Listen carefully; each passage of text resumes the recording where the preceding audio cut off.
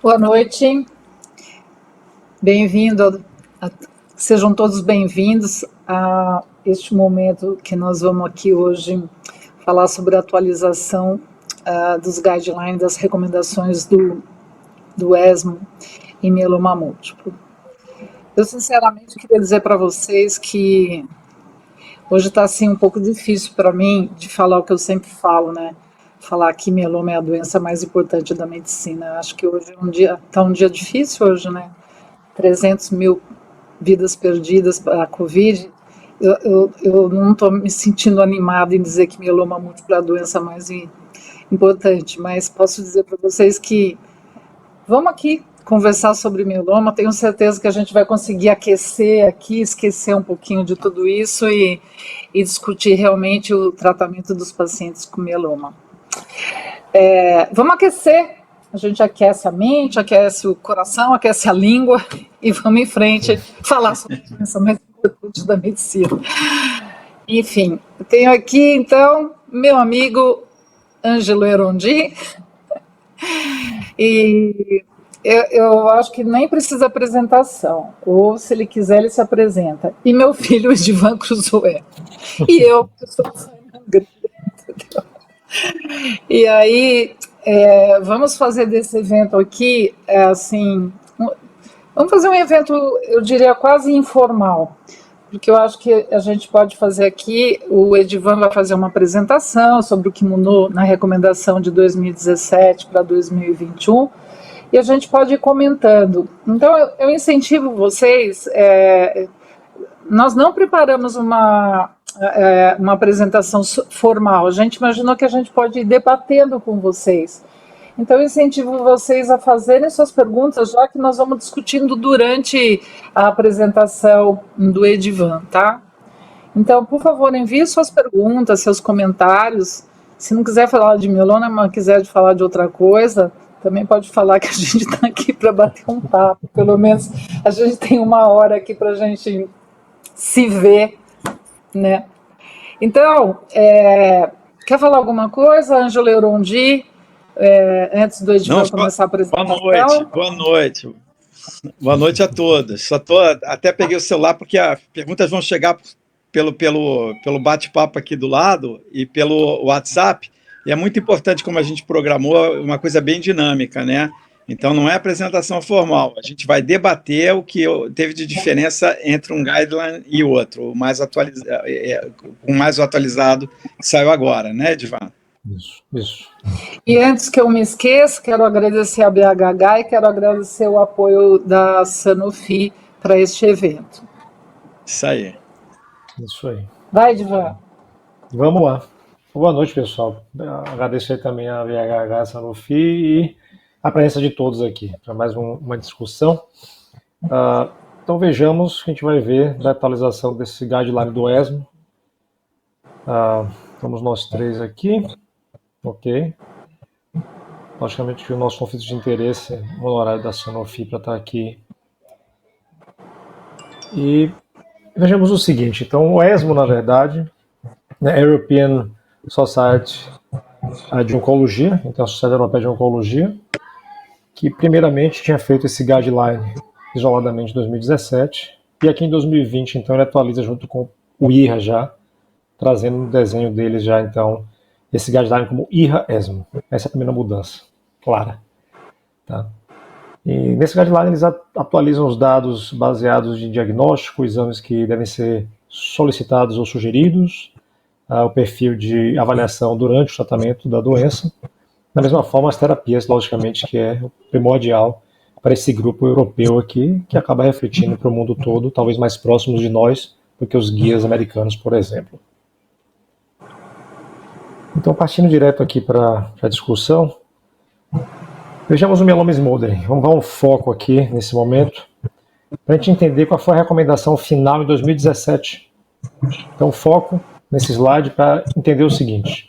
Tratamento imediato não é recomendado para os pacientes nesse momento com mieloma indolente, mas uma força maior de encorajar os indivíduos a participarem de trials clínicos quando o smoldering fosse de alto risco. Então aqui já surgia, na verdade, essa denominação do mieloma de smoldering alto risco, e o ultra high risk tinha virado mieloma já, na verdade. E agora, em 2020, o foco aqui agora é maior, porque as letras são pequenas, por favor,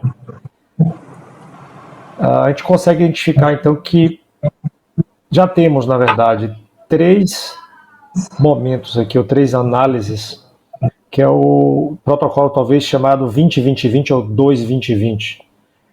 Pela quantificação de proteína monoclonal e a razão do free light acima de 20 e plasmócitos monoclonais acima de 20% na medula óssea, identificou então um hazard ratio que fosse potencialmente significativo num grupo de pacientes de mieloma smoldering de alto risco, para que conseguissem agora, já em 2020, a publicação de 20, identificar então um grupo de pacientes de fato que tem esse mieloma múltiplo de alto risco, que aqui foi determinado, né, pelo Working Group, que tem essa chance então de 29 meses de progressão. Mas novamente no guideline, eles consideram que os indivíduos com mieloma smoldering de alto risco devem ser encorajados a participar de estudos fase 3 randomizados. E daqui eu parto então para as primeiras considerações da doutora Vânia e do doutor Ângelo sobre essa questão dos trials, né? Onde chegamos e onde vai poder evoluir mais um pouco aí. A Jane pode falar, Erundi? Fala lá, vai lá. Pode? Primeiro, eu acho que é muito interessante porque os estudos, assim, por exemplo, o estudo da Marivi, que usou a lenalidomida para os pacientes com smoldering, na verdade, mostrou vantagem até da sobrevida global, mas como foi um estudo que usou lena e dexa, mas não era um estudo de registro, naquela época ainda tinha a questão de a gente não tinha classificado ultra high risk, a gente não tinha ainda colocado a imagem extremamente importante para afastar o melão. Então, ela tem um estudo que é para smoldering, de alto risco, mas ficou, até hoje não foi um estudo que não levou à aprovação, né, dessa combinação mesmo, ela mostrando uma atualização, acho que até de 7 anos, não me recordo da última atualização, mostrando vantagem de sobrevida global, mas não é aprovado como tratamento porque não foi um estudo desenhado para isso e com essas outras considerações. Mas fortemente, sugere que um paciente de alto risco deva ser tratado, mas acho que não está aprovado. Depois, eu estou um pouco perdido porque a pandemia acabou com a mente da gente em termos de ano, né? Eu acho que 2019, né, um estudo lá do SWOG, lá que o Lonial é o primeiro autor, mostrando da vantagem também da lena. Então, esses estudos que já estão publicados, na verdade, eles levam muitos já estarem tratando os pacientes com alto risco. Então, se você pergunta, vocês lembram que no ano passado, lembra no evento do IMF, no Masterclass, que eu apresentei um caso de alto risco, e aí todo mundo, não, eu gostaria de tratar, então cada vez a gente fica mais próximo disso, né, e eu acho que não está aprovado, mas cada vez a gente fica mais com essa vontade de iniciar o tratamento por um alto risco. Não sei vocês, mas eu fico pensando, tanto que eu mostrei aquele caso aquele dia exatamente para isso, né? E com relação ao estudo clínico, na verdade aqui no Brasil a gente tem a oportunidade de participar. Nós já participamos de estudo clínico com monoterapia, com CD38, com daratumumab, a gente já participou. E agora a gente tem o Ítaca, que é com isatuximab, lenalidomida e dexa, que na verdade eu já comecei participando do RUN, do estudo inicial, então a gente já tem paciente dentro do estudo Ítaca fazendo isatuximab, né, CD38, a lenalidomida e dexa, e agora a expectativa de começar o estudo, né? E aí eu fico feliz quando tem estudo clínico, porque daí acaba meu dilema na vida real se eu vou tratar ou não. Então, o meu comentário é que, na verdade, a recomendação é essa que a Divan colocou, e é essa a recomendação, mas quando você olha para o mundo real, você já encontra muitos experts já tratando os pacientes na vida real. Então, eu dou graças a Deus como tem paciente no estudo clínico. Diga. Eu queria que o Ângelo desse um comentário sobre a questão dos trials também, em relação à tentativa de curar, inclusive, algumas situações, porque tem terapias mais agressivas, digamos assim, inclusive com transplante, etc., versus essa situação de uma manutenção, talvez, de uma cronificação. Antes disso, né, Edvan, eu acho que eu só queria pontuar um aspecto importante, que sempre foi uma preocupação que eu tenho, né, que era exatamente da padronização do critério de definição do smoldering, entendeu? Aqueles vários, meio clinic, o espanhol, do Petema, o outro lá, todo mundo com critério, entendeu? E eu fico feliz que esse, que é bem simples, né, do International Myeloma Working Group, foi capaz de... Eu acho que esse aí pode ser aplicado em qualquer lugar, né? Essa que é a realidade, né? E ele é muito bem, né? Eu acho que ele realmente discrimina muito bem. E quando você vê uma mediana de 29 para o alto risco, 68 para o intermediário e 110 para o low, a gente fica atentado a adotar estratégias, como você falou, curativas até, eventualmente, no alto risco, tá certo? Eu acho que com 29 aí de mediana de tempo para progressão, que eu não sei se falei, mas de mediana de tempo para progressão para mieloma sintomático, você tem aí 2 anos e um pouquinho, né? Então, tem o estudo, o César, né? Não, César, o nome? Como é o nome dele? Agora deu... O estudo César, do grupo espanhol. Gen César. Gen César. Com estratégias que incluem o transplante, tratando como mieloma, né? Entendeu? Eu acho assim que eu acho que deve ser feito dentro de um contexto de ensaio clínico. Eu acho importante ter essas duas estratégias, né? Agora, eu acho também muito improvável que se prove o princípio de que vai... Para evitar a progressão, acredito que tem um impacto, mas se você olhar o desfecho sobre a vida global, eu acho que vai ser muito complicado esses estudos provarem a sua utilidade no final do dia, entendeu? Eu acho que é mais complexo se tivesse esse tipo de desenho, né? São endpoints secundários, né? Geralmente se usa esse como endpoint primário.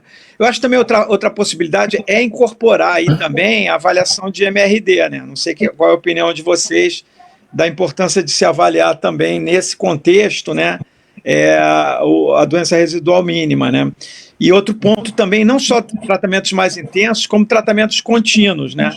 Porque vários, por exemplo, o trial o Aquila, né?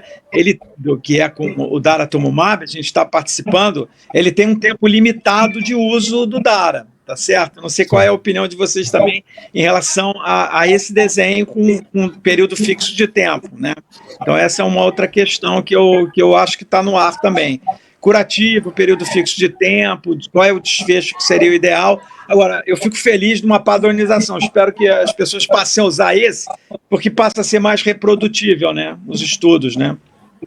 Eu acho que esse é o ponto crítico. O guideline trazer realmente uma base de uso uniforme para considerar o mieloma smoldering de alto risco, para que daqui agora as pessoas comecem realmente a falar a mesma linguagem. Mas, repito que a intenção é que indiquem os pacientes para os trials clínicos.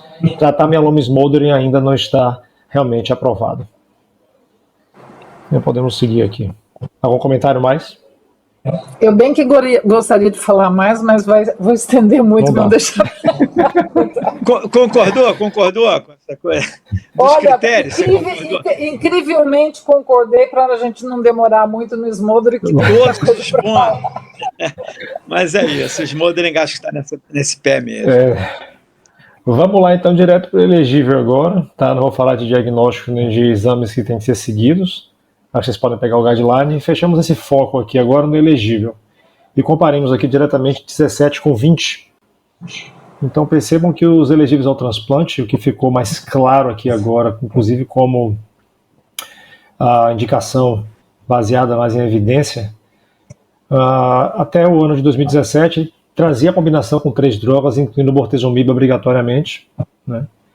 nas situações que nós já sabíamos que talvez o inibidor de proteasoma com o imunomodulador fosse melhor, um transplante, e aqui seguido de manutenção com lena. Na verdade, tinha aqui nesse meio do caminho uma consolidação. E aqui, na verdade, em 2020, nós estamos vendo já como primeira opção de escolha, mais destrinchada nesse grupo que não tinha uma resposta muito clara. O DARA-VTD como evidência 1A, o VRD como evidência 2B, e não disponível essa primeira opção, pode ser a situação de alguns países na Europa, inclusive, VTD evidência 1A e VCD 2B. Um transplante e manutenção com lena, e é essa parte bem interessante, porque a manutenção com lena aqui é evidência 1A mesmo, está confirmado isso, nós não temos dúvida. Infelizmente o tempo de manutenção é que ainda não está muito claro, mas a gente vai discutir isso agora. Divan, dá uma repassadinha só, nem todo mundo é familiarizado o que quer dizer 1A, o que quer dizer 2B, eu acho que vale a pena lembrar. Então, vamos lá. Os níveis de evidência são categorizados pela situação de estudos randomizados, esse é o primeiro ponto, para você determinar se o indivíduo 1, 2, 3 ou 4 nível de evidência, né, e se esse é suportado por mais de um estudo ou não. Então, vem os A e os Bs aqui. Então, a recomendação A é a recomendação mais forte, porque são estudos randomizados e que está provado para significância estatística que o endpoint primário do estudo foi obtido e, portanto, passa a ser o backbone inicial de evidência para uso. Então, se você já começa falando, eu já vou começar falando. Só um comentáriozinho, depois a gente vai batendo bola, assim, só para... Um ponto importante me chamou a atenção agora mesmo. Eles fizeram a graduação, né? No anterior não tinha o grade, né? No quadrinho. Não tinha. Me chamou a atenção agora, rapaz. Olha que eu achei. Por um bom motivo, né? Todo mundo fica perguntando: o que você faz? O que você não faz? O que é melhor? O que não é? Grau de evidência para já começar a discussão. Jogou o grade. Dimopoulos botou lá o grade. Não, assim, me parece bem, na verdade, no cenário, vamos assim, só da indução, depois, no cenário europeu, e é bom que é semelhante bastante ao nosso, né? Eu acho que a gente tem, infelizmente, aí o DARA-VTD aprovado, baseado no estudo Cassiopeia, né?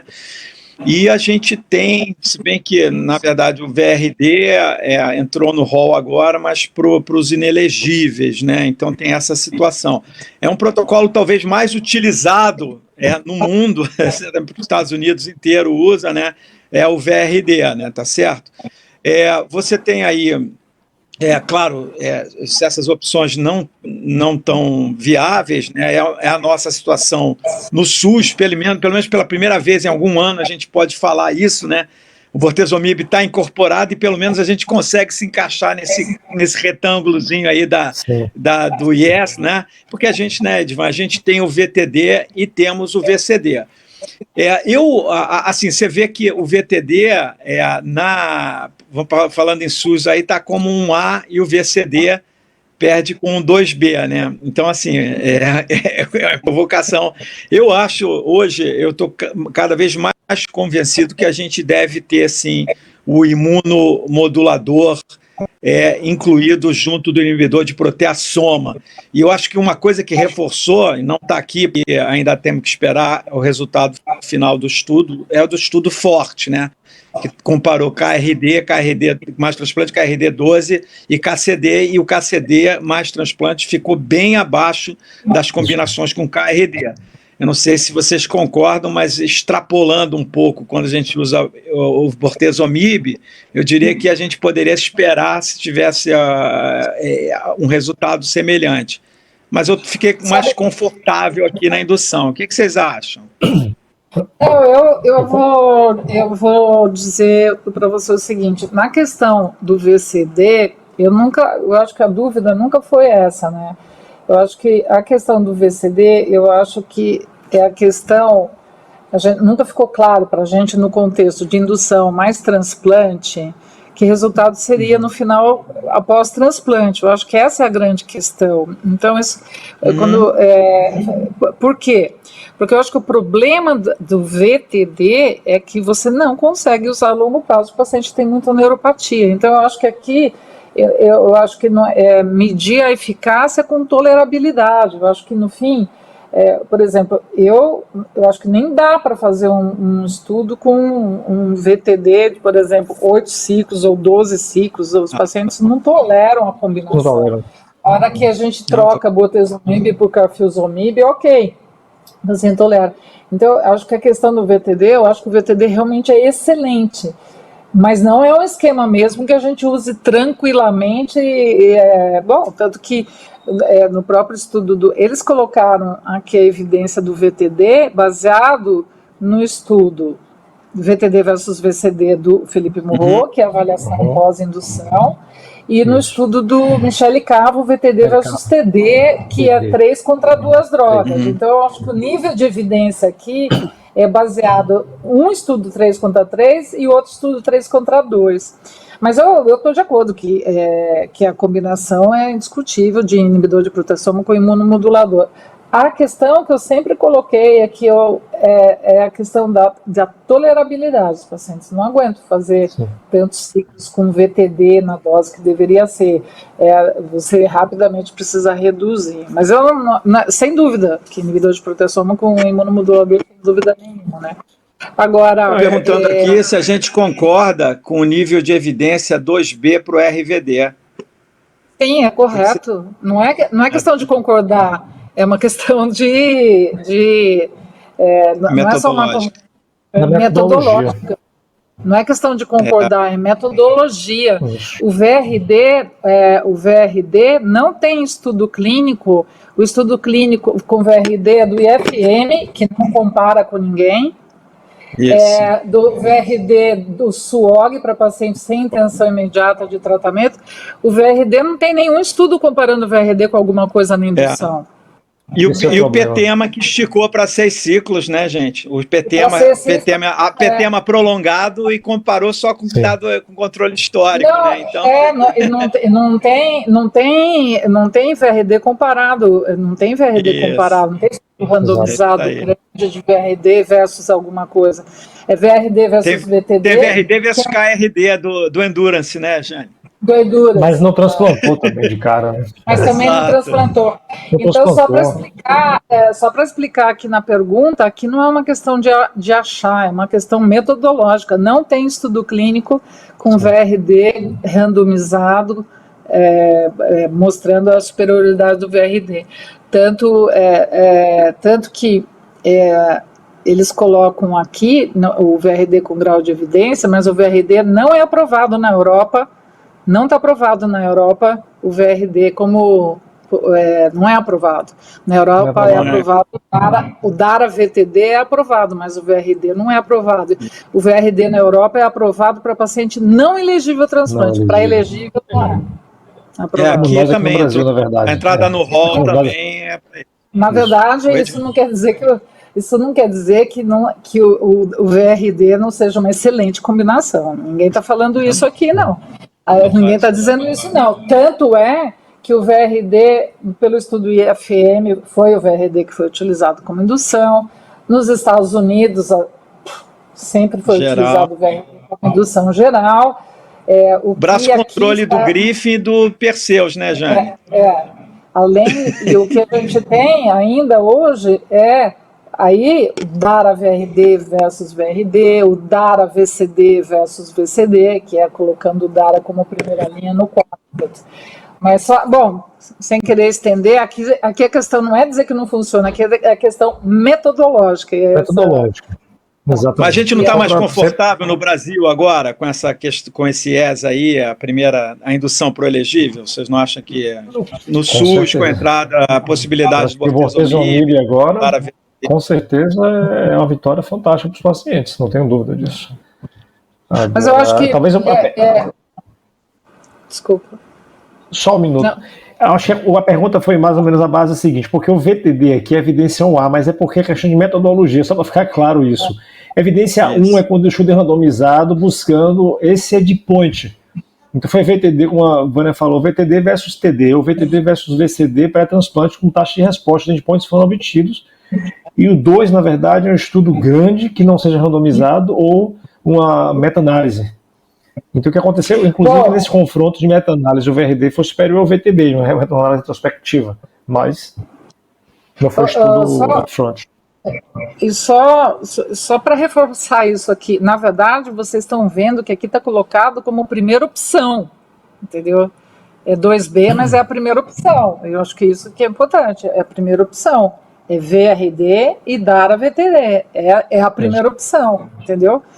E a discussão a discussão hoje do quádruplo é que realmente a gente sabe que o anti-CD38 aprofunda a resposta, aumenta a taxa de doença residual mínima, e isso é indiscutível, e provavelmente isso os estudos estão mostrando, e nos próximas avaliações, os estudos que estão em andamento, que é com anti-CD38, ou com DARA, ou com isatuximab, que é outro anti-CD38, eles vem anti-CD38 com VTD, anti-CD38 com VCD, com VRD, com KRD, vem com tudo. Então, uma discussão que eu acho que é importante aqui é que há evidência, sim, de que o anticorpo monoclonal anti-CD38 na primeira linha, acrescentado ao standard of care, melhora as respostas. Então, eu acho que no fim, e eu acho interessante isso, porque o Philippe Moreau, ele é o primeiro autor de 2017, né? Daí nas aulas deles ele punha isso e ele escrevia assim na aula dele. Em 2022, ele fazia um outro slide com tudo isso, acrescentando o anti-CD38. E aí eu dou risada, porque não precisou chegar 2022, em 2020 já foi possível mostrar que o anti-CD38 na primeira linha tem excelentes resultados, né? Mas eu achei importante a pergunta, porque para ficar claro que isso é uma questão metodológica, mas que a primeira opção colocadas nos guidelines foi... Boa. Tempo. Deixa eu me dar uma pergunta nova aqui. E o transplante? É isso, deixa eu me dar uma nova pergunta, que é a seguinte. O transplante ficou como uma evidência 1A, ok. 2 transplantes ele não comenta aqui muito claramente. Ele, logicamente, no artigo ele disseca isso um pouco mais, tá? Mas a gente sabe que é muito questionável esse segundo transplante de fato, porque os estudos não foram desenhados para isso, não foram randomizados como deveriam ser, na verdade, e o nível de evidência ficou fraco. Outra coisa que eu queria complementar para aproveitar essa situação, porque no 2017 aqui teria uma consolidação e foi apagado desse resultado deles. Não tinha, não? Não tinha. Não tinha. Mas o fato é que aqui... Tanto que a gente fazia exatamente essa crítica. Os europeus defendem tanto, em cima do estudo EMN-OVON 95, a consolidação, etc. Então, mas, no entanto, não colocaram na recomendação. Mas, eu deito e rolo nessa questão aí da consolidação, porque todo estudo eles colocam a consolidação, deu diferença no EMN, mas tudo bem, fez VCD no início, então essa é a crítica, se você faz VCD, tem que consolidar. Aí quando desenha, Cassiopeia, consolidação, Perseus, consolidação, Griffin, consolidação. Oi? VMP. No EM, não é nem VCD. Não, é EM no braço controle, não, mas a indução era VCD, mas o braço controle, na indução era 3 ciclos de VCD, lembra? Aí seguido de VMP contra transplante. Na indução era VCD. O braço, lembra? O braço controle é VMP contra transplante, Não, então, é isso aí, mas eu acho assim, só para a gente fechar, porque você está correto com o tempo, eu insisto muito nisso, né? Porque eu acho que se você desenha 4 ciclos, transplante e 2 consolidação, você fez um desenho adequado, entendeu? Eu acho assim, tudo bem, se você esticar como PTEMA para 6 ciclos mais transplante, provavelmente você não vai precisar da consolidação, mas continua esse é o ponto. Mas esse é o ponto que eu sempre faço crítica também quando a gente vai nas reuniões eu discuto, que faz parte do pacote, na verdade, essa indução com a consolidação e o transplante no meio. Quer dizer, o estudo não fala que não consolida, ele está no pacote da quimioterapia. Está no pacote, Mas aí significa que você vai fazer a consolidação em todos os casos, que depois do transplante, tendo a resposta completa, por exemplo, você vai complementar essas quimioterapias que estão desenhadas no protocolo? ou no dia a dia você vai fazer isso, quer dizer... Você está no pacote? Não, Diga lá. Eu acho assim, eu acho que é importante ficar claro que essas recomendações são baseadas nas evidências. Isso não quer dizer que não tenha centros que tomam condutas à luz do que já estão assistindo nos estudos clínicos atuais. Tarará. Um grande exemplo disso é o que a gente comentou, por exemplo, no grupo espanhol. Faz 6 ciclos, por exemplo, de VRD. É um VRD com 21 dias e Revlimid de 25 miligramas, com mais dexametasona. Então, e o que as pessoas hoje acabam entendendo é que depois, por exemplo, nesse estudo, que é o comentário do grupo espanhol, 6 ciclos de VRD, paciente transplantou, paciente que não está... Consolida 2 ciclos? Isso, consolida 2 ciclos também. Hoje, por exemplo, eles consolidam, mas Marivi, por exemplo, é de opinião que depois do transplante, se tiver DRM negativo, pode ir direto para manutenção, entendeu? Então, eu acho que hoje, eu concordo com a questão da discussão da consolidação. Antigamente, mas eu queria dizer o seguinte, antigamente eu Vânia, pensava assim, menos que VGPA, sem consolidação, vai direto para manutenção. Depois eu fui, remissão completa, sim. Então, praticamente, sim, consolidação para todo mundo. Hoje, só quem tiver DRM negativo aqui. Então, a verdade é que na prática a gente vamos usar o termo consolidação, Edivan, entendi que você falou, na verdade você falou 6 ciclos com transplante no meio, mas vamos usar o termo consolidação para ficar mais claro. Eu acho que cada vez mais a gente, se não tiver uma resposta profunda, que no nosso entender hoje seria doença residual mínima negativa, entendeu?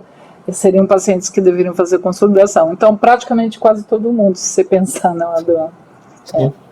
Bora passar para manutenção? Não, peraí. Vocês estão... eu abri o evento... É que até 8h30, já. Incentivei as pessoas fazerem perguntas e só vocês querem falar? Não responder as perguntas. Tem pergunta aqui de manutenção. Tem pergunta de manutenção. Não. Vamos responder a pergunta aqui do Smoldering, que você pulou, Eronde. Você não viu aqui a pergunta do Smoldering. Então vai, desculpe. Cadê? Porque aqui, a idade e performance do paciente mudaria o raciocínio para iniciar o tratamento do Smoldering alto risco, na opinião de vocês? Não.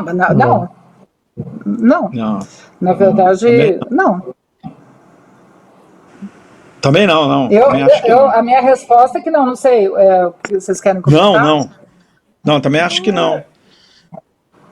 Se é alto risco e você tem uma chance realmente de progressão maior, você percebe a evolução para a progressão, no caso, porque tem uns envolviments também associados, mas eu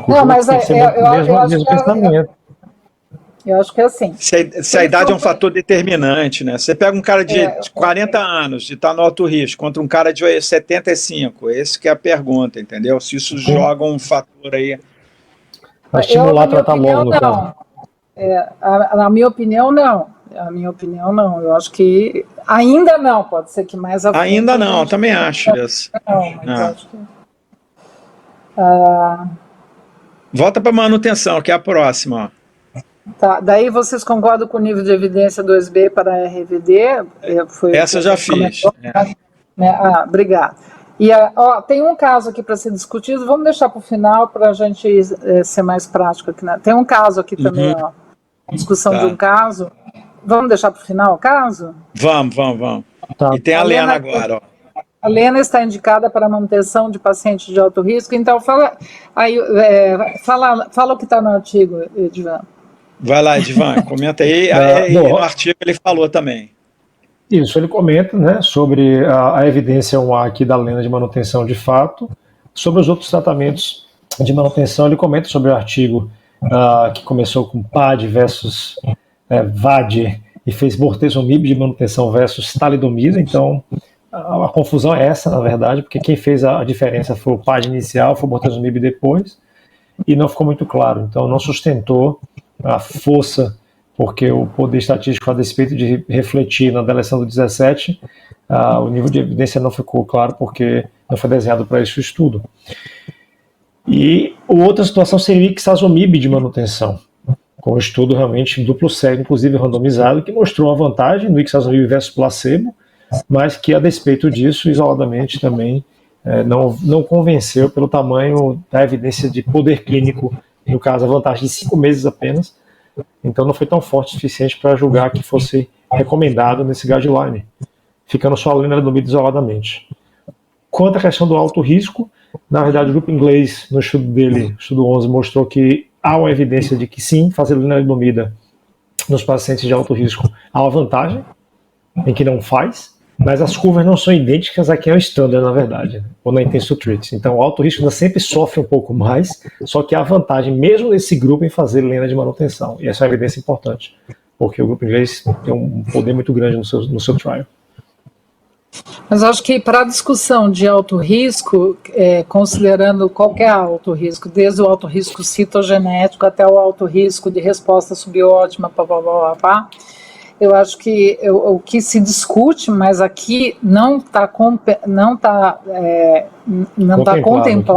a recomendação, é o duplo transplante para o paciente com deleção do 17 e usar lena mais um inibidor de proteasoma na manutenção. Na manutenção. Então, isso são dados que a gente está esperando os estudos clínicos realmente demonstraram, mas é muito comum nos centros as pessoas realizarem o duplo transplante para a deleção do 17, o próprio grupo espanhol, as pessoas que eu conheço fazem o duplo transplante, em muitos centros as pessoas fazem, e a questão da manutenção com inibidor de proteasoma e lenalidomida, ela fica complicada porque ela não é aprovada, então em muitos lugares você, na verdade, não conseguiria fazer. Consegue. É muito difícil. Agora, eu acho que a discussão de usar bortezomib como isolado na manutenção, não há estudos que comprovem isso.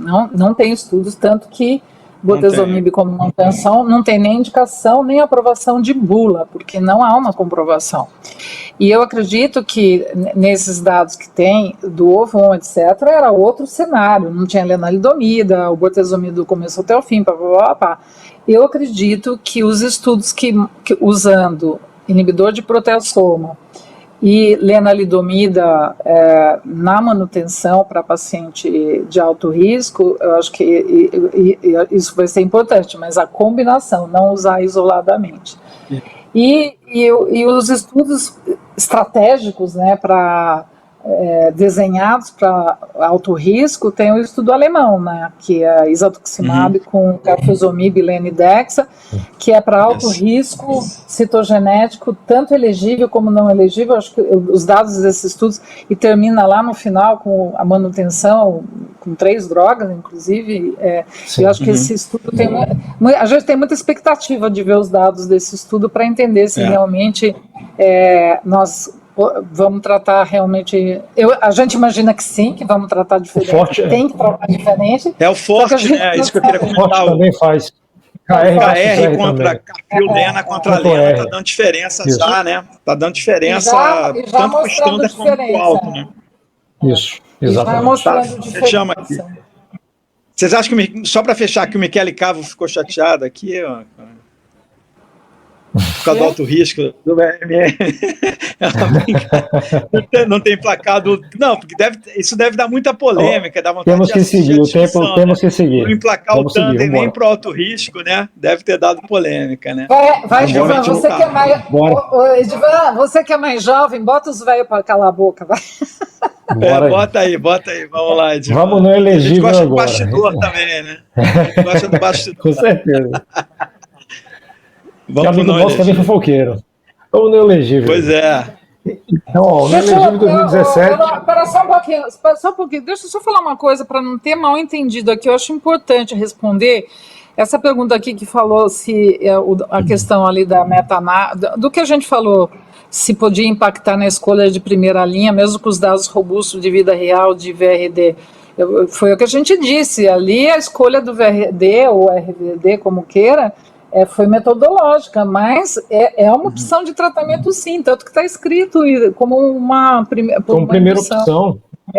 Claro, primeira opção. Não confundir, né, isso, porque é muito importante ressaltar que está na primeira opção. Não, tem que ressaltar isso, que na verdade é uma recomendação como primeira opção, sim. Sim. E lembrar que isso aqui é um guideline, pessoal. Isso aqui não é a palavra final, né? Isso aqui é um guia. Vamos lá. Então, vou dando foco aqui a gente queria fazer uma reunião, ia fazer uma bagunça aqui, então a gente... Vamos lá. Dando foco no não elegível, a gente vê aqui em 2017 para 2020 a evolução clara, né? Então, as primeiras opções ainda restavam ali o RD, VRD, já os dados do estudo SWOG, inclusive, etc. E o VMP ainda permanecia muito, como nós sempre utilizamos muito no alquilante com IP, já que era acessibilidade boa na Europa. Segundo opções ainda trazia MPT ou VCD, nós sempre batemos no CTD pelo estudo brasileiro, inclusive, seriam outras opções consideráveis, inclusive Midamuxina com prednisona, que é um estudo fase 3. Já no 2020, a gente, primeira opção ali, claramente, para evidência 1A, DARA-RD, DARA-VMP e o próprio VRD, baseado nos estudos SWOG, logicamente. E se não tiver a disponibilidade de uso desses fármacos, repare que o nível de evidência aqui é 1A, pessoal, para vocês entenderem, quer dizer, é VMP e o RD, porque o estudo foi randomizado e deu grande impacto estatístico para o desenho que foi realizado o estudo. Por isso que o nível de evidência é 1A. Então, todos são 1A para o paciente não elegível ao transplante, mas as primeiras opções recaem sobre monoclonal anti-CD38 com Lenidexa, ou imunomodulador com dexametasona, ou VMP com DARA, ou IP com IMID e DEXA. Foi muito bom você colocar isso aí, só para corroborar o que a gente está falando anteriormente. Você vê, o VMP é para quando a primeira opção não está disponível, porque quando você compara no Alcione o DARA VMP contra o VMP, dá diferença, dá o dobro do PFS para o DARA VMP e diferença de sobrevida global. Então, só para ficar bem claro, eu acho que isso fica bem claro aí. Eu gostaria de começar falando aqui. Está confortável aí, Jane, com as opções? Não, eu estou confortável. É que eu acho que a gente devia responder rapidamente. Aqui foi perguntado sobre o DARA na manutenção. Desculpa voltar, mas eu acho que é muito importante responder. Do elegível, tá. Não, tá certo. Ali, porque foi perguntado sobre o DARA de manutenção. Na verdade, a gente a gente precisa tomar um pouco de cuidado no seguinte aspecto. A gente estava falando do elegível ao transplante. O estudo que já tem uma parte do resultado da primeira parte, que é o Cassiopeia, ainda não tem os dados da manutenção com DARA. E muito provavelmente vai ser positivo, porque a DARA versus placebo é crítica ao desenho do estudo? Não, porque na época que foi desenhado era isso, se aceitava um braço placebo. Então, a evidência do anti-CD38 na manutenção pós-transplante, ainda a gente precisa de dado, e eu acho que, na minha opinião, vamos ver do meu filho, do meu colega de cantoria, entendeu? Que, na verdade, o anti-CD38 sozinho não. Eu acho que acompanhado, eu acho que vai ser a melhor estratégia para o anti-CD38 como manutenção. Para mim não é claro isso. E a gente não tem dado para responder isso, porque mesmo o Cassiopeia não vai conseguir responder isso, porque o outro braço é placebo. Então, é diferente o raciocínio para o paciente, quando a gente está falando no paciente não elegível, que daí é outra história, tratamento contínuo, vai fazer o DARA, é outra história. Mas aqui, no contexto de manutenção com anti-CD38, as coisas não estão claras ainda. Eu, particularmente, acho que nós vamos ter dados, mas combinado, talvez não sozinho. E aqui tem uma outra... vocês comentam aí? Complementaria 2 pontos. A manutenção, inclusive, com DARA no estudo Cassiopeia é cada 8 semanas, é bimensal. O estudo que a gente conduz, o MaxiDARA, que é um estudo fase 2, logicamente muito menor, é mensal. Então a gente está começando a demonstrar que talvez a sustentabilidade realmente em um ano de DRM é importante quando você faz a manutenção, mas é um estudo fase 2. E nesse comparativo aqui, né, é placebo, Eu julgo que realmente o desenho poderia ter sido feito daquela forma, mas do ponto de vista ético, eu acho que eles poderiam ter revisto o trial. É uma opinião minha pessoal, porque já não permitiu o paciente não fazer nada na manutenção depois de fazer o VTD, por exemplo. Então é meio complicado, mas é a minha opinião. Então, eu não tenho dúvida que lenalidomida é o... Oi? Desculpe. Não, só corroborando. Lenalidomida é o standard. Lenalidomida é o standard. Quem vai vir uma companhia qualquer, possivelmente o inibidor de proteasoma. Se a gente vai acrescentar uma ou mais um fármaco na manutenção, isso é a ver. Eu acho que os trials com uma MRD que vão definir um pouco isso. Mas eu acho que nos próximos... E o alto risco também. Igual o Felipe Morro, no próximo, a Lena ainda vai ser o standard até a progressão. Cobrem daqui a 5 anos. Isso. E aí, eu quero até fazer um outro comentário aqui, que é com relação, por exemplo, e quanto ao uso de dados de manutenção usariam para paciente de alto risco citogenético, eu hoje tenho muito mais em mente de um paciente de alto risco citogenético buscar DRM negativa para esse paciente, para tentar superar o mau prognóstico e fazer a manutenção, e eu tenho paciente nessa situação, e fazer a manutenção com inibidor de proteasoma e com imunomodulador. Eu tenho paciente em que eu estou fazendo Lena com carfilzomib na manutenção, entendeu? Mas isso porque são coisas que não estão ainda consolidadas, mas e aqui qual é o papel do transplante tandem no alto risco? Foi aquilo que eu comentei. Nós comentamos antes que muitos centros com alto risco citogenético fazem o tandem. Eu, nesse exato momento, tenho um paciente que fez DARA-VTD. Esse paciente, inclusive, ele não fez 4 ciclos e transplantou, ele fez 6, porque estava naquela confusão de não poder transplantar naquele momento, e ele é uma deleção 17, e eu fiz tandem transplante nesse paciente para depois seguir, e isso acabou de acontecer. Eu acho sim que um paciente com deleção do 17, se for um paciente com performance, permitir, eu strongly recomendo. De acordo. Strongly, também. Nós temos que seguir, me perdoe.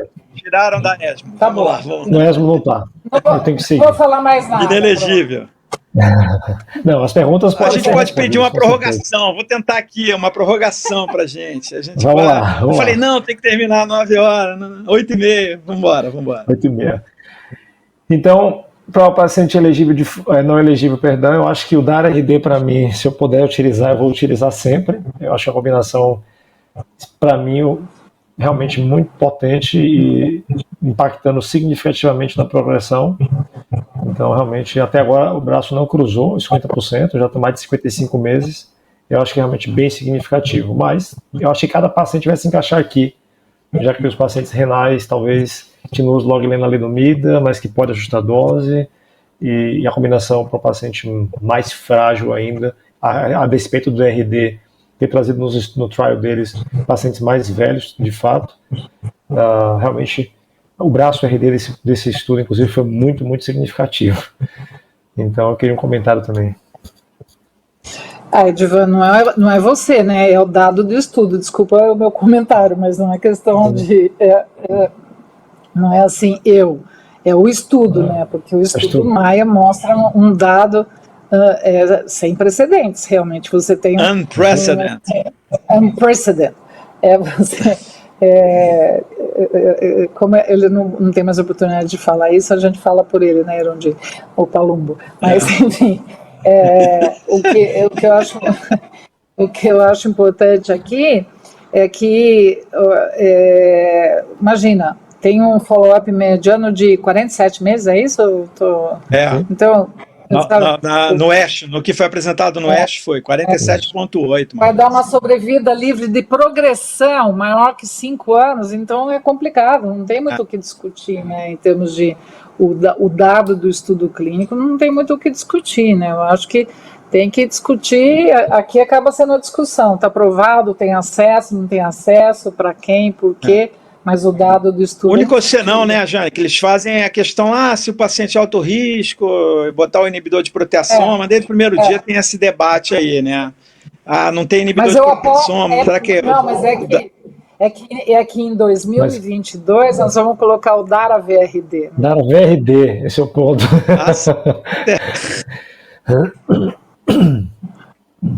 É muito interessante. Muito interessante isso. Bom, eu prometi que vou ficar quieto, estou quieto, vai. Não, vamos responder as perguntas. Não, mas olha só, ainda que o DARA-VRD, só um comentário, ainda que o DARA-VRD, ainda que no Cefeus faça uma diferença significativa, talvez, quem sabe, a gente, com um resultado tão excepcional, que o DARA-VRD vai comparar com o VRD.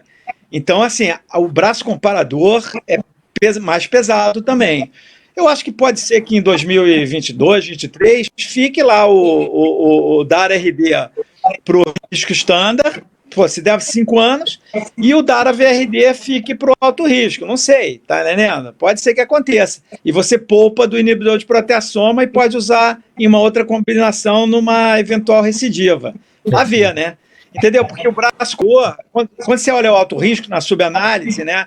O DARA-RD dá de lavada no RD também. Entendeu? E é o que o Edvan falou, o RD teve uma performance no mais espetacular. 33 meses em 4 anos, nesse follow-up de 47. Esse follow-up 34 então, assim, a ver isso aí. Mas acho que fechamos aí o não elegível, né? Progresso incrível no idoso.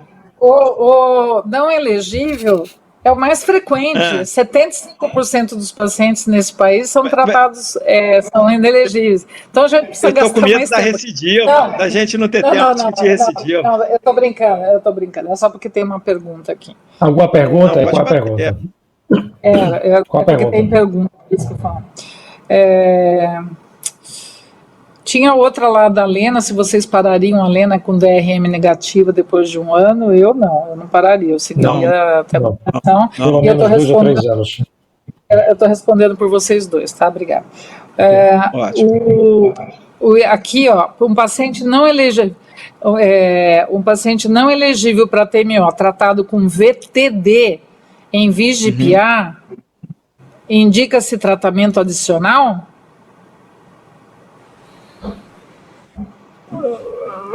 Nesse momento não tem evidência de você complementar isso. Você pode assistir um pouco mais do VLCAGE para ver se ele pode figurar um pouco mais de tempo ali depois do VTD. Quantos ciclos fez? 9, 8, 12?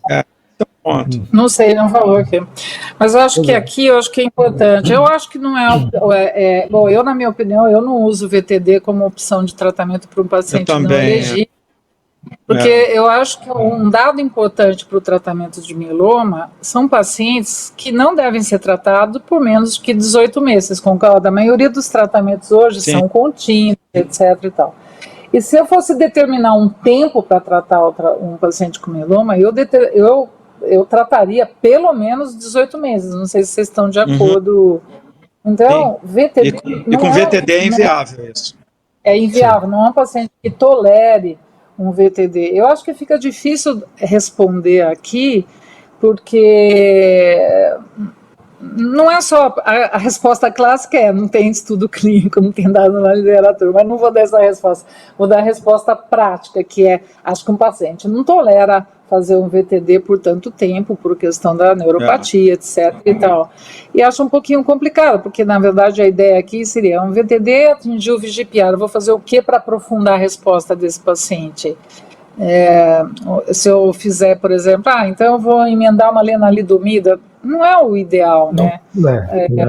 O que não quer dizer que você, mantendo a lenalidomida desse paciente, você entrando com uma lena de manutenção, que não é o clássico, né? O clássico seria depois do transplante, ou pensando, eu vou fazer um raciocínio aqui, pensando no VTD que usou talidomida em vez do entendeu? Tem isso, aí sai o bortezomib e fica o imunomodulador e a Fica o RD, é razoável isso também, eu concordo. Modelo SWOG, né? SWOG. Você para... Só que é difícil, não tem dado para isso, mas eu não faria, por exemplo, vamos fazer VTD, sai o VLCAGE e fica com TD. Eu não faria isso, porque você aumenta muito a neuropatia sem grau de evidência, entendeu? Eu não faria isso. Deixa eu ver se tem mais uma pergunta aqui. Paciente não elegível tratado com VTD, Não, então vamos em frente, senão a gente... Bora. Faltam 5 minutos aqui pelo... Vou pedir uma Sim, prorrogação recaída. acho que dá. Tem prorrogação? Tem 5 minutos. Tem prorrogação Vamos aí? fazer mais 10, acho que pode. Vamos lá, mais 10? Aqui não é igual ao Instagram, não. Eu tinha falado no início, tem que... Mas dá para 10 minutinhos mais. Vou consultar os organizadores. A primeira recaída aqui no mieloma em 2017, o questionamento principal era a primeira recaída após terapêutica baseada em imunomodulador. Então nós tínhamos naquele momento ali aprovações de duplas KD ou VD, ou tripletas com bortezomib também, Dara-VD, Panobinostat-VD, que não foi aprovado na Europa até hoje, inclusive, Elotuzumab-VD ou VCD. Ou pacientes que vinham de primeira recaída após bortezomib como base de indução, podendo fazer RD ou tripletas que contivessem um RD de backbone, Dara-RD, KRD, Ixa-RD ou Elotuzumab Lendexa. Agora tem uma situação mais crítica para 20, que é a situação de refratariedade ou não à terapêutica, que geralmente vai ser aqui, ainda não contempla o Dara nesse slide, a gente vai no próximo aqui, mas lenda sensitiva ou lenda refratária, então não tem muito o que discutir, porque o indivíduo que está em manutenção com lenda, acho que todos estão de acordo, é um indivíduo que é refratário à lenalidomida. Então no terapêutico subsequente você vai desejar modificar a lena por algum imunomodulador como pomalidomida, não mais voltar para trás para talidomida, logicamente, e alguma outra coisa que possa ser combinada. Então, o lena refratário, eu acho que evidências 1A, tanto para poma-VUQ de Dexa, Dara, Cafezumib Dexa, Isatuximab e Cafio Dexa, está aprovado pelo FDA já, e Selinexor VUQ de Dexa. Também evidência 1A pelo poder do estudo Boston. Por outro lado, lena sensitivo, eu acho que combinações com lenalidomida são factíveis, então todas que tenham lena, né, Cafezumib, Dara, Elotuzumab, e voltam esses com pomalidomida, Dara-KD, Isa-KD, Ixazomib, Lenidexa e Selinexor VUQ de Dexa. E do outro lado, os que eram sensitivos a bortezomib, então todos esses já falados, e aqueles refratários a lenda e bortezomib, esse é mais crítico. Então os pacientes realmente restariam fazer segunda geração de inibidor de proteasoma, então Cafezumib com Dara e Dexa, ou Isatuximab e Cafio Dexa, pelo nível de evidência 1A para esse guideline. Comentários? A primeira coisa é conseguir aqui uma prorrogação de 15 minutos mais, então podemos ir até as 8h45 para discutir a recidiva. Vai lá, Jane. Eu acho que aqui é super importante, no nosso meio, na verdade, a gente ainda tem muito paciente que nunca usou Revlimid, né? Porque só recentemente, embora todo mundo usou com ação judicial, mas de fato o número não é tão grande de pacientes que já usou lenalidomida, né? Então, ok, as combinações com lena. Agora, eu acho que é importante, Edivan, colocar a definição de refratário e exposto à lenalidomida, né? Porque, veja, eu acho que resistência a drogas é um termo, assim, extremamente complicado mesmo para muitas doenças, e mieloma mais ainda. A gente sabe pouco sobre resistência às drogas em mieloma, né? A gente acaba tendo definições clínicas. E acho que a questão da lenalidomida, sempre vem aquela pergunta, refratário a que dose? Eu acho que, embora... Bom, faço esse comentário depois. Eu acho que refratário é a qualquer dose, né? Lena refratário é a qualquer dose, é a 25, a 15, na manutenção com 10, refratário a qualquer dose. E não só... Opa, o seu cachorro, Erondi? Não só a progressão, não só a progressão de doença em uso da lena, mas se um paciente para de tomar a lena e progride nos próximos 60 dias, esse paciente também é um paciente refratário. Então, se o paciente parou de tomar, mas progrediu nesse período, ele é refratário. E o paciente exposto é aquele paciente que tomou um dia e respondeu, e que não progrediu, que foi exposto, tomou e foi sensível a lenalidomida. Eu não sei se vocês querem complementar, mas isso eu acho que é extremamente importante. O que não quer dizer... Essa é uma pergunta recorrente, né? E eu acho muito importante fazer esse comentário. Eu acho que a maioria está com o que você falou do International Myeloma Working Group. Isso, mas as pessoas perguntam muito isso, né? Então, definir bem o critério de refratariedade, agora que a gente vai ter a possibilidade de usar a lena, né, no cenário da manutenção, né, pelo menos entrou no rol, né? Eu acho que isso é um ponto que a gente tem que definir bem, sabe? A questão, quando comparado para mim em relação ao ESMO, é a questão de aprovação de droga. Nós não estamos com uma lenalidomida aprovada, então, e o protocolo como o DARA, Cafil e Dexa, por exemplo, o isatuximab, Cafil e Dexa, também ainda não estão aprovados aqui. Então, para a gente, nesse momento, factível, seria fazer Cafil e Dexa, que está aprovado, né, na verdade, nessa recaída, né, com a lena refratário, ou associar uma terceira droga ali com o alquilante. Mas pelo ESMO aqui, as possibilidades, eu concordo que... Para mim, a opção, se o paciente é anti-CD38 naive, depois a gente vai chegar na hora que, quando fizer dar a VRD de primeira linha, que é o grande desafio, por exemplo, né? Mas para mim é anti-CD, aí entra um anti-CD38 com inibidor de proteasoma, para esse lena refratário. Eu sei, não estou descartando a questão da POMA nem nada, mas eu acho que os resultados, tanto do IQEM quanto do KENDO, são resultados de pacientes que têm uma resposta muito rápida, sustentada, realmente são resultados muito bons, entendeu? Eu acho que realmente se o paciente é CD38 naive, é isso aí, é ISA ou DARA com KD para mim. KD nesse momento. Mas o estudo é importante falar do Optimist, que é um estudo que faz POMA, Velcade e Dexa, e na primeira recaída, justamente na primeira recaída aqui no refratário à lena, ele tem uma vantagem muito significativa da Progressive Survival também. É bem interessante essa combinação. Eu acho que também é bem interessante também sempre as pessoas lerem esses estudos para verem qual é a porcentagem de pacientes lena refratário dentro dos estudos clínicos, por exemplo. Então, o otimismo é o que tem todo mundo refratário à lena, né? Uhum. Então, é extremamente importante entender a diferença, porque a população dos estudos são diferentes, né? Então, você tem estudos que tem uma população maior de refratário à lena, às vezes eles foram expostos, mas não está claro que foram refratários. Eu acho que isso é muito importante, quando estiver olhando os estudos, olhar muito bem a característica do grupo de pacientes que está dentro daquele estudo clínico.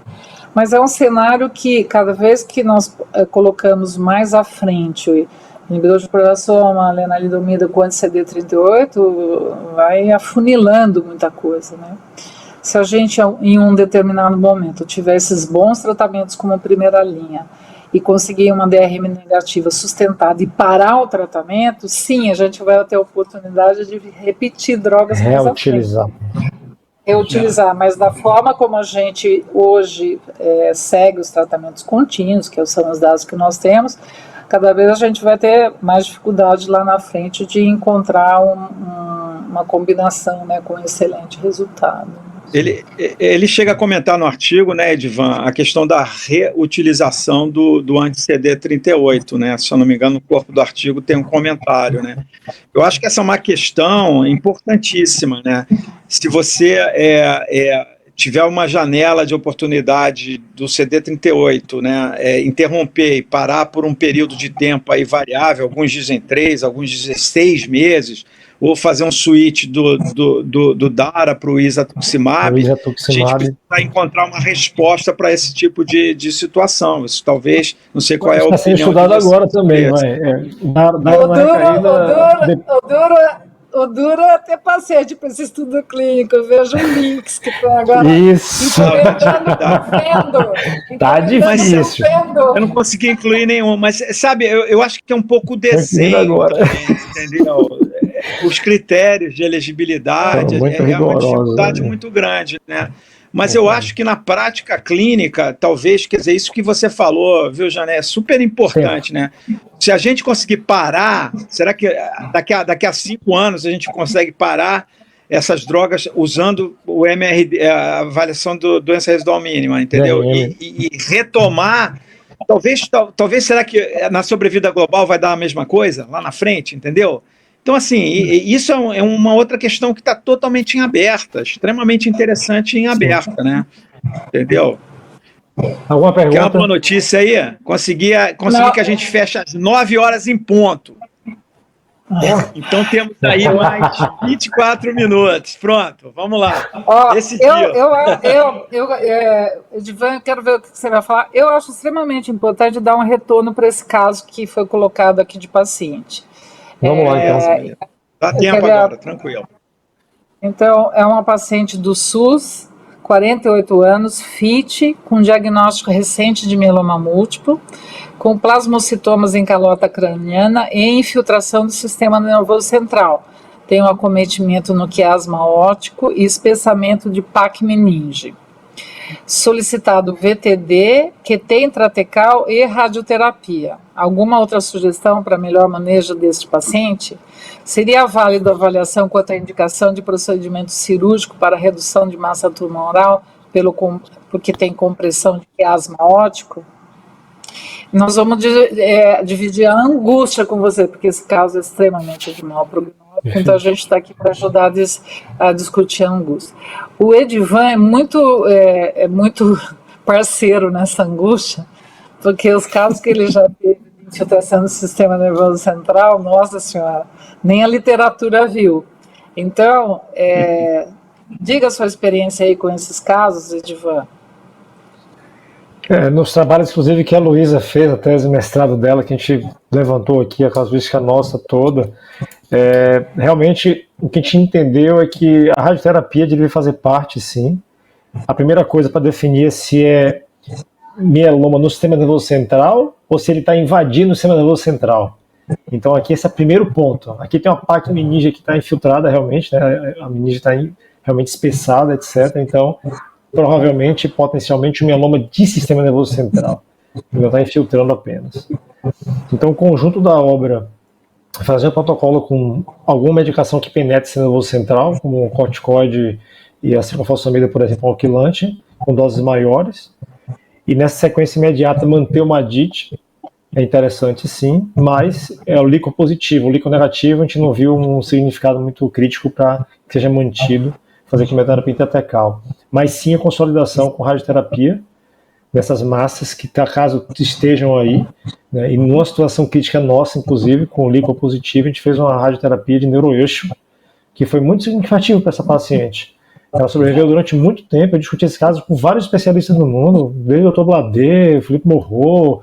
Eu ia para os congressos já perturbar as pessoas, porque era um caso muito crítico e a paciente ficava viva, porque a gente fez um tratamento que resolveu, só que ela ficou paraplégica, ela teve complicações neurológicas, etc. Mas, então, o conjunto da obra nesse momento é esse, porque daratumumab tem penetração muito boa, mas se possível fazer uma poliquimioterapia com esses novos agentes, eu acho que ajudaria. Lenalidomida tem uma penetração melhor, e pomalidomida também tem uma penetração boa, mas a disponibilidade que é o problema no SUS. Aí eu acho que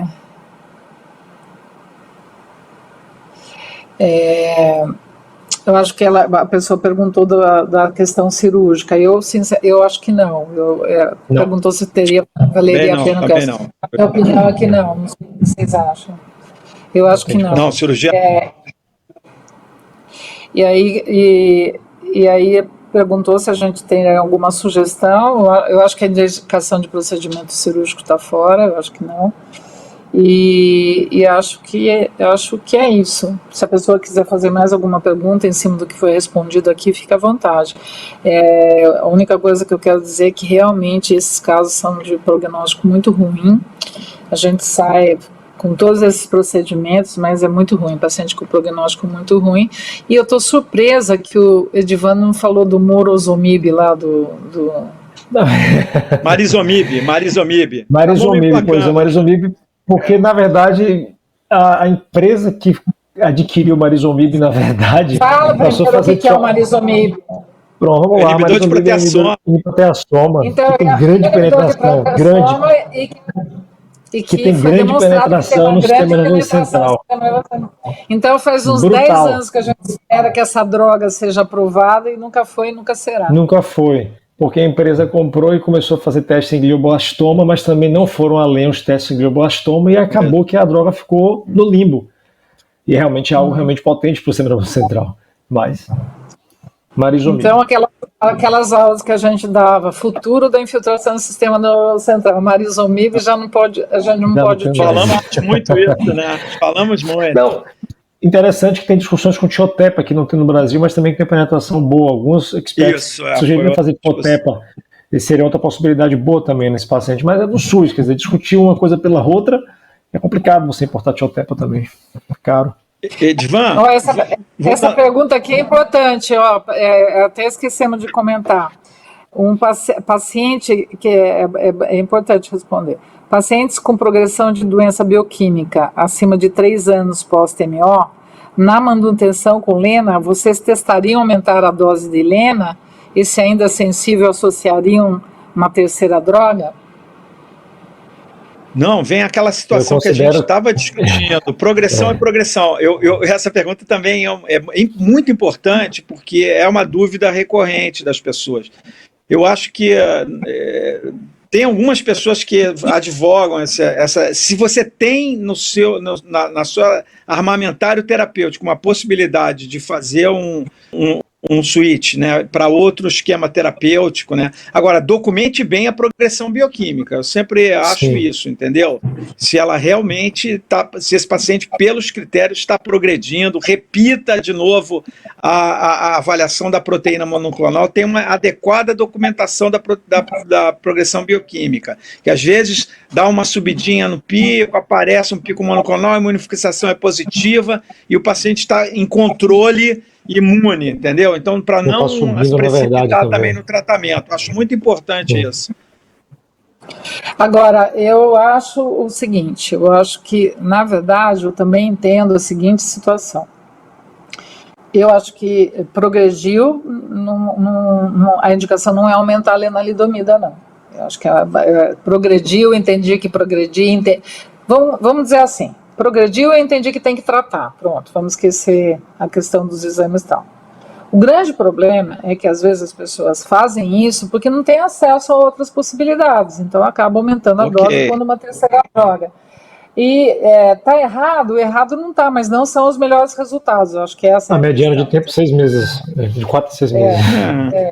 Então, não, eu estou falando isso porque às vezes você fica numa situação que você não tem mesmo como fazer coisas diferentes, não tem acesso,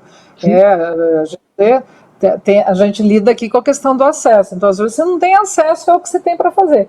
Agora, o fato é que um paciente que está em lena e manutenção pós-transplante, está lá usando 10 miligramas, você acreditar que vai aumentar e vai aumentar a resposta, não, você pode até dar uma maquiada por algum tempo, mas não vai responder. Vocês concordam ou não?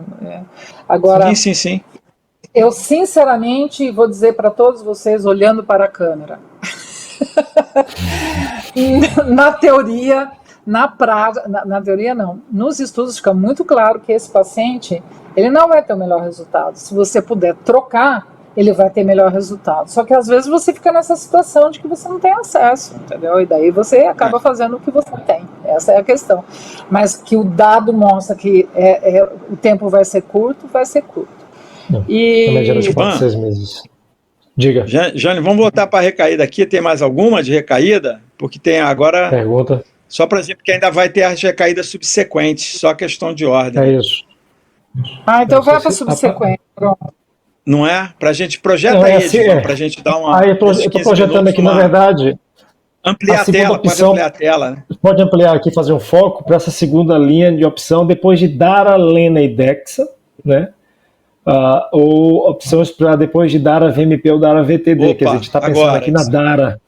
Então a gente vai ter essa situação novamente aqui. Quer dizer, que o Dara, o paciente vai estar usando continuamente, em todas essas situações, mas logicamente a escolha vai recair sobre refratariedade à Lena ou não, para a próxima combinação. Então, nos refratários, a gente volta naquele Poma, VLK de Dexa, KD, Cenexo VD, ou Venetoclax VD, e percebam que aqui não traz nenhum nível de evidência mais. Essa é a grande importância, que já perdeu o nível de evidência total, você não tem nenhuma avaliação aqui feita, porque os estudos não foram para isso. né? Então, essa progressão depois do daratumumab é aquela história. Qual é a resposta? Analisar caso a caso especificamente, o resumo é esse, porque você pode fazer qualquer combinação que não seja refratário no caso terapêutico anterior, mas eles não vão poder usar mais daratumumab. Entretanto, o isatuximab pode ser utilizado em alguma situação, a gente não sabe ainda, né? Então, eu não sei se vocês querem acrescentar mais alguma coisa. Você vê que aqui ele deve ter tido muita dificuldade também de fazer essas definições. Você vê que ele coloca, ele parte da premissa que o paciente, obviamente, usou DARA até a progressão, né, e aí colocou os protocolos, usou na primeira linha, né, tá certo, DARA RD, DARA VMP, DARA VTD, usou essa estratégia de apresentar aqui e progrediu em uso de DARA. Agora, por exemplo, com DARA VTD, é uma crítica. O DARA VTD, na verdade, não implica nesse tipo de situação, concordam? Pois é. Concordo, porque só se progrediu ali na consolidação, ou então foi ou então se decidiu colocar em DARA de manutenção. Correto? Então, DARA VTD abre uma janela, se fez a manutenção com Lena, para tornar o paciente DARA sensível, concordaram? Porque ele não está usando na manutenção, a gente não está recomendando isso. Então, quando tem DARA VTD, eu acho que abre uma janela para fazer combinação com DARA ou futuramente com isatuximab em combinação também, beleza? Eu acho que isso aí... Sabe o que é? Eu vou te explicar, Arundi. Eu vou te explicar o que acontece aqui. Na Europa, foi recentemente aprovado o DARA VTD. Eles não têm o mesmo expertise que nós, que usamos há 2 anos. Exatamente. Então, assim, nossa, será superior? Você vê, eu vou mandar um bilhetinho de Mopolo. Não antenaram isso. Mas é verdade, não é falsa.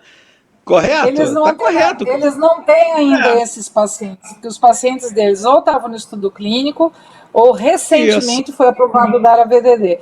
E aí, quando eles escreveram isso, que foi lá o ano passado, no meio do ano, tanto que você vê que tem dados, não tem nem dados do ASH lá, de 2020, eles não têm a mesma expertise que a gente, entendeu? A gente está mais... Mas é mesmo, você percebe isso, que é uma dificuldade. Claro que A gente participou, né? Como é que você trata o DARA VTD? Como é que a gente faz DARA VTD e depois transplante manutenção? Eu recomendo para o pessoal ler o artigo que a gente foi coautor. Rasga aí a recomendação aí. O artigo que a gente foi coautor, que saiu na Lancet Oncology agora, do International Myeloma Working Group, né? Que é o tratamento da recidiva, que tem uma abordagem também um pouco diferente dessa. Porque o sequenciamento, que todo mundo se preocupa muito, né, é um desafio, indiscutivelmente, né? Então, até você fazer essas opções de colocar as caixinhas, né, para definir, não é que está errado, né, mas está correto isso. Mas, por exemplo, tem que considerar o paciente, eventualmente, CD38 ainda sensível, isso que eu estou batendo aqui, tá certo? Então, vocês veem que, claro, mas aqui eu acho que ele leva em consideração o desenho do estudo. Helena refratária. Oi, Edvan? Eu acho que ele leva em consideração o desenho do estudo. Na verdade, ele leva em consideração, ele leva em consideração o desenho do DARA.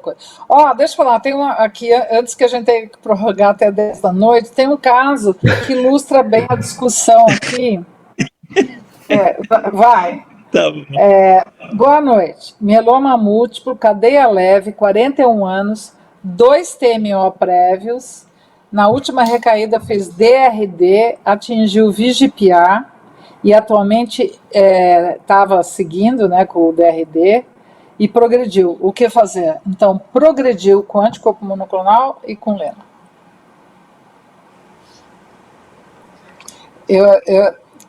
Esse seria o tipo... KCD... Não, esse mandatório inibidor de proteassoma, tá certo? Mandatório, exatamente. Eu acho que a possibilidade aqui seria Carfil com poma e Dexa, seria uma possibilidade. Exato, isso. O problema é não ter poma no momento aqui, né? Que você acaba te restringindo ao KDA. Não. Claro. KCD, se eu tivesse poma, essa a minha opção, essa a minha resposta.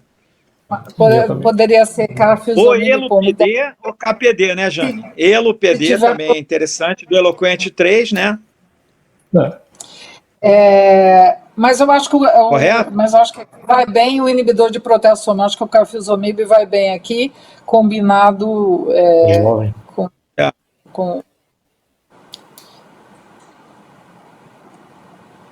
Oi? eu acho que o carfilzomib... Eu congelei? Não congelei. Eu acho que aqui a gente pensar, não sei quanto tempo que o paciente ficou em uso do anti-CD38 imunomodulador, mas eu acho que aqui é carfilzomib combinado com o que for possível. Isso. Ou ciclofosfamida mesmo. Ciclofosfamida com Dexa. Exato, eu falei KCD, né? Carfilciclodexa, né? Que é um protocolo, é off-label, enfim, não tem uma definição, mas são protocolos. Então aquela resposta fácil, um clinical trial. Então, que está lá na caixinha verde, ó. Está na caixinha verde ali, ó. Na caixinha verde.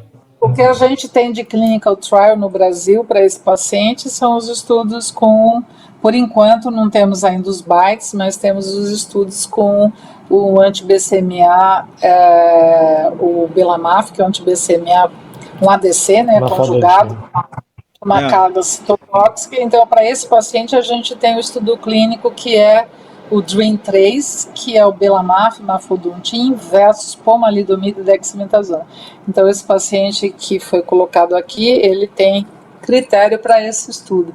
Porque o outro estudo que a gente tem no Brasil... A gente podia discutir um pouquinho esse tempinho que falta, porque no guideline da ESMO não entrou os anti-BCMAs, porque tá na caixinha verde do clinical trial, né? Não, mas a gente tem 8 minutos. Se a gente tem aqui. Tem aqui. O Edivan colocou. Tem aqui. Cadê, Edivan? Tem que ampliar aí, vamos ver. Mais do que duas recaídas aqui. Aparece. Exatamente. Lá em 17 não tinha nada, era só Dara isoladamente, clinical trial já estava ali. Isso. E Pomidexa com alguma outra coisa. Então não tinha muito tratamento do que ser feito. E agora...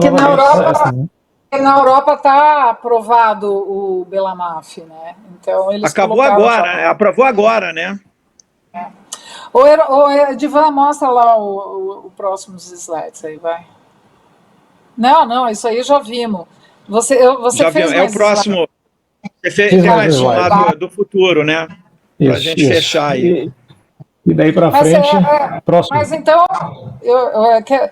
só para as pessoas saberem, no Brasil a gente tem 2 estudos clínicos com o Belamaf. O DREAM3, que é para pacientes que já foi exposto a anti-CD38, inibidor de proteasoma e lenalidomida, que é o DREAM3, que é o Belamaf versus Pomidexa, e o DREAM7, que esse não é para esse paciente não, porque na verdade é Belamaf, Bortezomib, Dexa versus Dara, Bortezomib, Dexa, esse paciente entraria. Isso.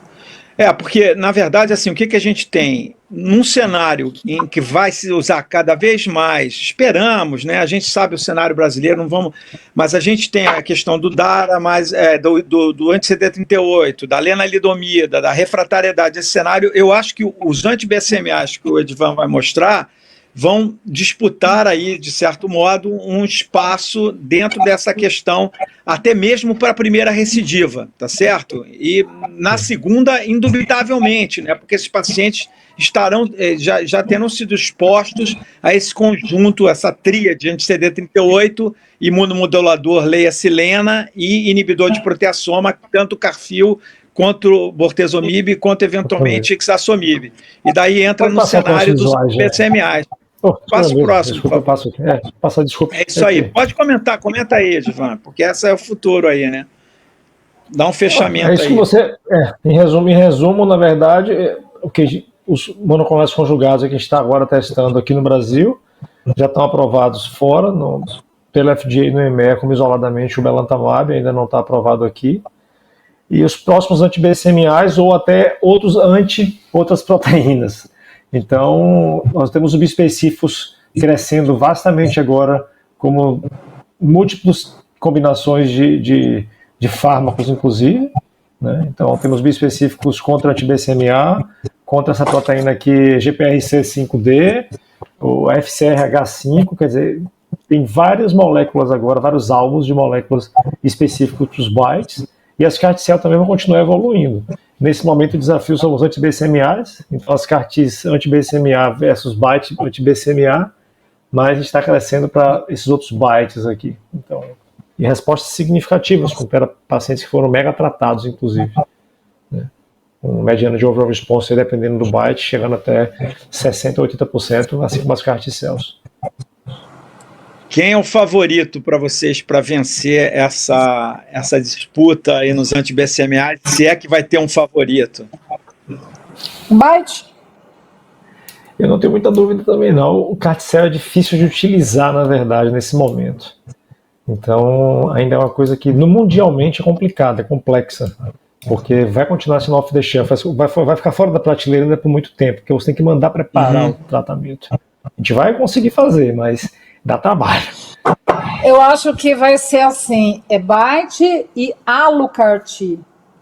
Isso, pronto. Aí sim, chefe.